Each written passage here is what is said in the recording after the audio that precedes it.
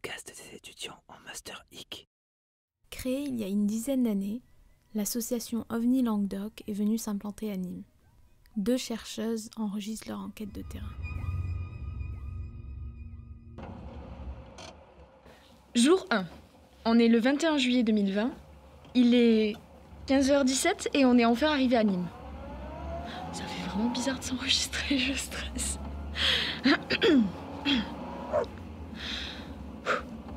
Ok, c'est parti. Je m'appelle Héloïse. J'ai 32 ans et je suis garde forestière. J'ai demandé ma mutation il n'y a pas longtemps pour pouvoir travailler dans le bois des espèces près de Nîmes. Depuis que je suis gamine, je suis fascinée par les formes de vie paranormales. J'ai longtemps fait de l'urbex et on va dire que mon boulot m'a amené à voir des choses que... je n'arrive toujours pas à expliquer. J'ai rencontré Nora quand je travaillais encore dans les Hautes-Pyrénées. Elle avait perdu son chien pendant une balade en haute montagne, c'était l'hiver et la nuit tombait vite. Je l'ai donc accueillie pour une nuit et le courant est passé dès le début. Son parcours m'a fascinée. On est très vite arrivés à parler de ce qu'on avait vu par le passé toutes les deux. Je pense que tu peux prendre la suite. Ok, ça marche. Donc moi, c'est Nora. Avant d'être ici, j'ai travaillé en tant qu'astronome. J'ai longtemps insisté pour intégrer les théories d'OVNI dans mon travail. Mais surprise, ça ne plaisait pas à tout le monde. Donc j'ai démissionné, j'arrivais plus à supporter ce milieu détriqué. Avec Héloïse, ça a toujours été différent. Depuis qu'on s'est rencontrés, on pouvait enfin discuter, être ouvert d'esprit et partager nos expériences paranormales. Parce que oui, on peut le dire. Ouais, je pense. Nous avons vu des choses bizarres dans le ciel. Ça allait extrêmement vite. Et on sait toujours pas ce qu'on a vu, mais c'était vraiment... bizarre. On a donc décidé de lancer notre propre assaut et on est parti s'implanter à Nîmes. On arrive vraiment à l'apogée de nos recherches et on voulait vraiment documenter la suite des événements pour les partager avec vous, nos premiers adhérents, en les publiant sur notre blog pour que vous suiviez nos péripéties. Exactement. Puis on n'est jamais assez prudent. C'est toujours bien de laisser une trace derrière soi dans ce genre d'entreprise. Bon, sinon, vous vous demandez sûrement pourquoi Nîmes ? Ça nous a paru être une évidence. C'était le plus judicieux pour remettre en cause ce qu'on appelle le paradoxe de Fermi.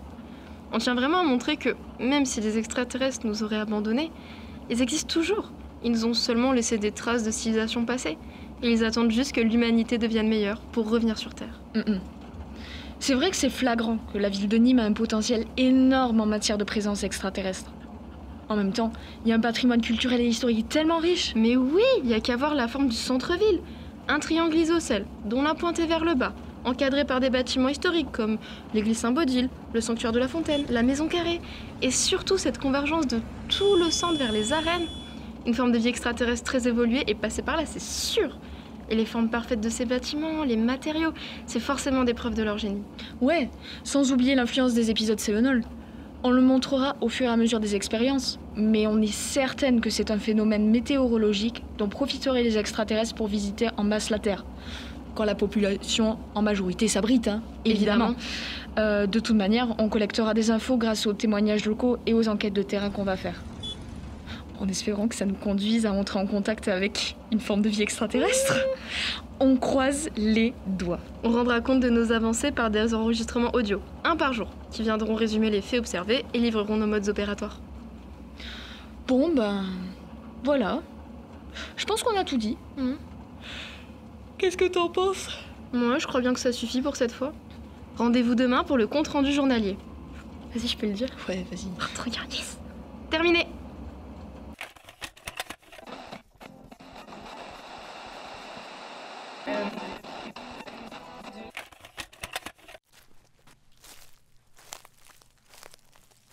« 22 juillet, 19h13. La nuit tombe et on fait une petite pause avant d'arriver sur le lieu de campement.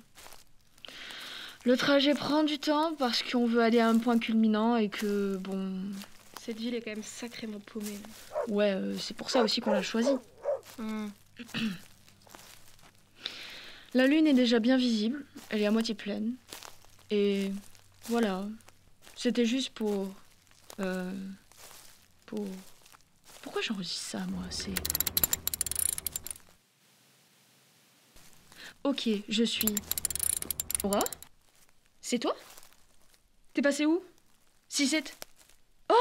Une lumière rouge ! Ah, attendez. Alors, oh là là, on n'a pas encore monté le télescope. Avec mes jumelles, direction nord-ouest, j'aperçois un point rouge et c'est ma collègue qui me joue des tours avec un foutu laser, c'est ça? Fausse alerte. Ah bah bravo. Ah, si tu t'étais entendu, c'est dingue comme tu te montes la tête facilement, j'y crois pas. Oui, c'est bon. Si je pouvais éviter de me faire des frayeurs comme ça aussi. Oh là là, une lumière, j'ai peur. Bah alors, Hello, on sait plus reconnaître un laser ou quoi? C'est ça, moque-toi de moi. Vous n'êtes toujours... Hein? T'as entendu? Entendu quoi?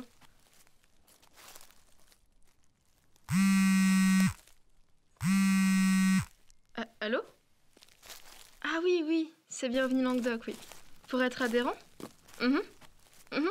Alors c'est très simple, il nous faudrait un justificatif. Ok, pour adhérer. assez parlé pour aujourd'hui.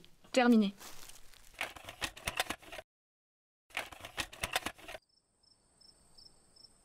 On est le 23 juillet 2020, il est 18h, Nora et moi, on vient d'installer le campement d'observation. Et c'est pas trop tôt. Ce soir, c'est notre première veillée.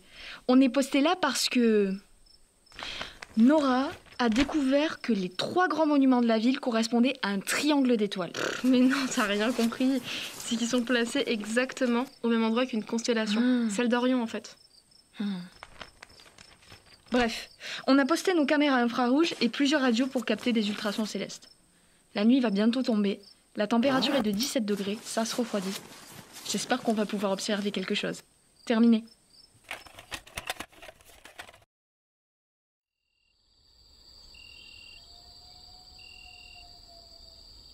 « 23 juillet, 22h13.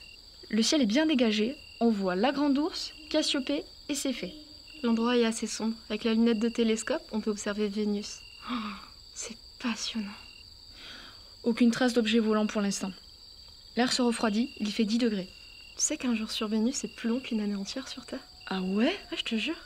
Waouh, c'est comme dans le film, là.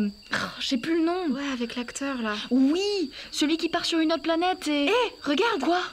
Là-bas.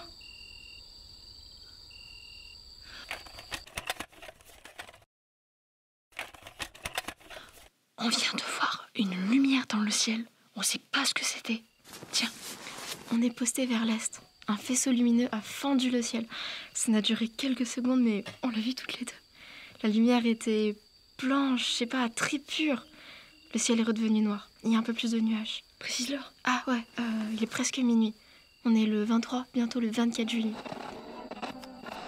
La radio déconne par contre, elle capte une fréquence étrange.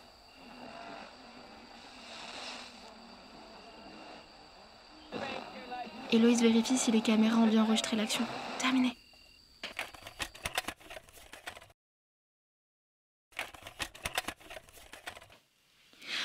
« 2h30 du matin, il fait 8 degrés. On vient de regarder les enregistrements. Oh putain. C'est incroyable. On a mis la vidéo au ralenti et mode nuit. On voit un vaisseau en forme de tic-tac. Ouais. Tout métallique. Survolé d'abord la maison carrée, les jardins de la fontaine, et il stationne même au-dessus des arènes de Nîmes.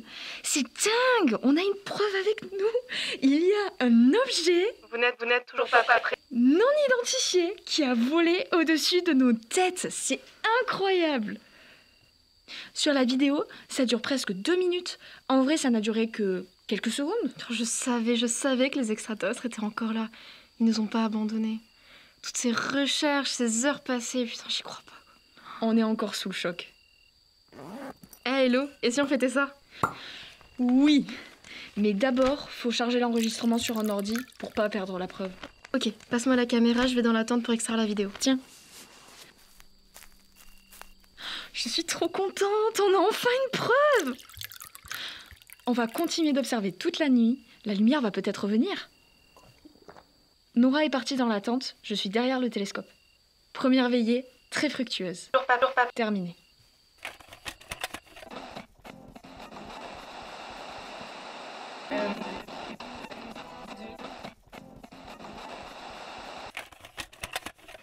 On est le 24 juillet 2020. Il est 4h du mat.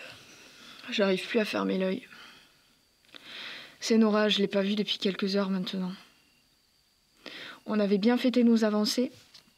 J'avoue qu'on était tellement euphoriques que je me suis laissée aller et que j'ai bu quelques verres en attendant qu'elle revienne. Mais rien de méchant. Nora m'a dit qu'elle allait charger la vidéo du vaisseau sur l'ordi dans la tente. Elle est partie, puis après... c'est le trou noir dans ma tête. Je pense que la fatigue a beaucoup joué et je me suis endormie directement. C'est pas quelques verres qui auraient pu avoir raison de moi. Mais franchement, on a préparé tellement de trucs pour ces observations ces derniers temps. Je me suis endormie sur ma chaise. C'est Rocky qui vient de me réveiller avant de repartir je sais pas où. À part ça, j'ai pas entendu de bruit. J'ai pas entendu de voix, ni de cris, rien. On verra bien si elle se pointe à nouveau dans la journée. Ah, t'es là, toi? Bon, j'y vais. Terminé. 2h de l'après-midi et Nora n'est toujours pas revenue. Je commence vraiment à m'inquiéter. Je vais rester la plus calme possible et l'attendre au campement cet après-midi. On verra bien. Terminé. De nouveau Héloïse, toujours le 24 juillet et toujours pas de Nora. Alors qu'il est près de 22h. Je suis restée au campement au cas où, aucun signe d'elle. Pourtant la vidéo a bien chargé sur l'ordinateur. C'est quand même impressionnant de voir cet ovni de manière aussi claire sur un écran. Mais la disparition de Nora, c'est vraiment quelque chose qui me fait de plus en plus flipper. C'est comme si elle s'était évaporée, d'un coup, sans bruit. Je me demande où elle a bien pu aller. Ouais, c'est sacrément flippant. Demain, je pars à sa recherche. En attendant, j'ai abandonné la tente et j'ai rapatrié le camping-car pour me barricader dedans. J'ai trop peur. Je me sens vraiment seule. Bon, on va essayer de fermer l'œil. Mais ça va être dur. Très dur. Allez, à demain. Terminé.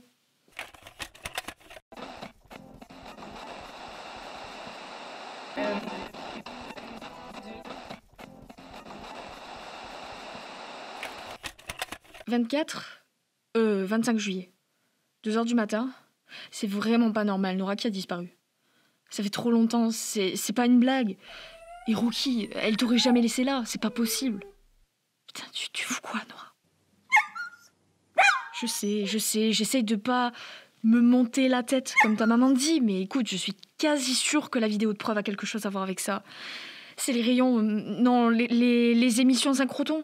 Je sais pas, c'est elle qui sait ces choses-là. Elle faisait que bidouiller ses radios, là. Peut-être que...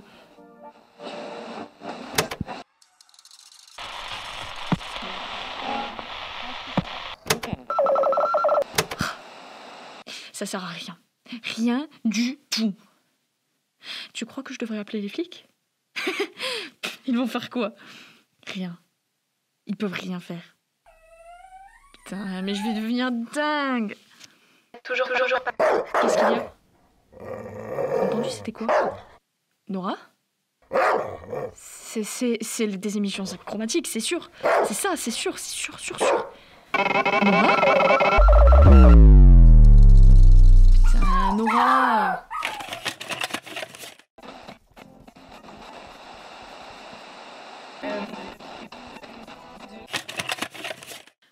Journal de bord, 26 juillet 2020, 10h du matin. Je suis revenue au campement et tout est saccagé. Rocky, non, reste là! Je comprends pas. J'ai dormi dans la tente et je viens de rentrer ce matin. Tout est détruit. Les vitres ont volé en éclats. Rocky, mais non, reste avec moi sinon je vais devenir dingue.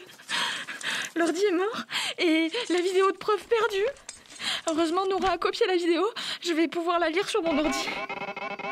C'est horrible. Mon télescope était par terre. Je crois qu'il manque une lunette. Rocky, bouge, tu vas te blesser. J'ai l'impression que la radio déconne à plein régime. Terminé. Mais c'est quoi ce bordel? Qui êtes-vous? Mais vous êtes qui, bordel? Rocky? Nora?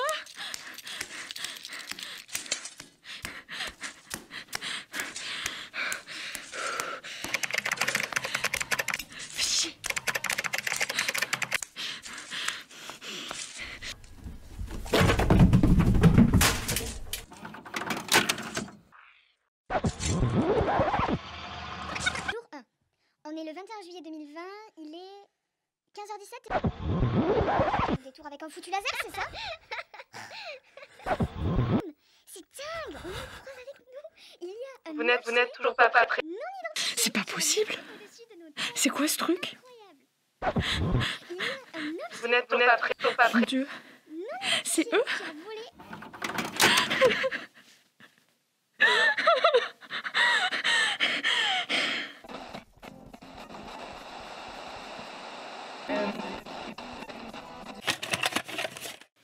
Jour 7. Ici Nora. Tout va bien. Héloïse se repose. Elle a été soumise à beaucoup d'anxiété. Les recherches sont terminées. Nous n'avons rien à déclarer. Les études astronomiques convergent toutes vers cette même conclusion. Il n'y a pas d'extraterrestres, pas d'ovnis. Il n'y en a jamais eu. Il n'y en aura jamais. De ce fait, nous devons cesser cette investigation immédiatement. Je suis Nora. Cette mission est terminée.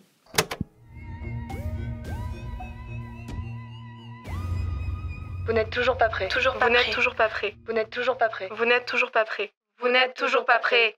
Parafiction. Le podcast des étudiants en